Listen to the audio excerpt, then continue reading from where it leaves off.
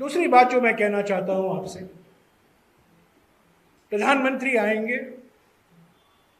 दुनिया भर की बात करेंगे, कांग्रेस पार्टी की आलोचना तो जरूर करेंगे, पर जिस तरीके से हमारे प्रधानमंत्री, मैं पीछे नहीं हटूंगा ये शब्द इस्तेमाल करने से, पार्लियामेंट में ये शब्द मैं नहीं इस्तेमाल कर सकता हूं,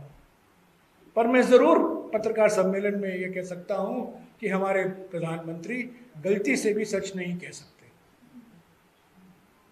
वो छत्तीसगढ़ आए, गृहमंत्री भी आए, और नगरनार के स्टील प्लांट, इस्पात कारखाने को लेकर उन्होंने क्या क्या नहीं कहा, पर वास्तविकता क्या है? वास्तविकता ये है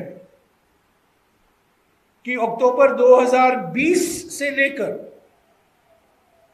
पिछले 2.5 साल मोदी सरकार नगरनार इस्पात कारखाने को बेचने में लगी हुई है, और आज कहते हैं इसका निजीकरण नहीं होगा, पर सबूत है। और मैंने 5 अक्टूबर को प्रधानमंत्री के स्टेटमेंट का मैंने खंडन किया था कि मोदी सरकार खुद निजी कंपनियों से प्रस्ताव मांगे हैं बस्तर के स्टील प्लांट के निजीकरण के लिए, और मैं विश्वास के साथ कह सकता हूं कि आज बस्तर का स्टील प्लांट है, अगर मोदी सरकार को मौका मिले तो भिलाई स्टील प्लांट का भी निजीकरण वो करेंगे। कल प्रधानमंत्री दुर्ग पधारने वाले हैं, इसीलिए मैंने भिलाई का मिसाल लिया। हमारे देश का औद्योगिकरण भिलाई से शुरुआत हुई थी, बाकरा नंगल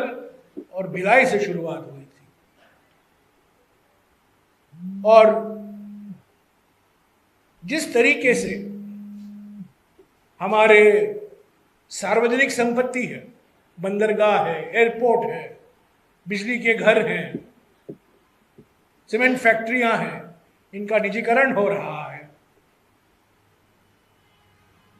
मैं इसमें नहीं जाना चाहता हूं कि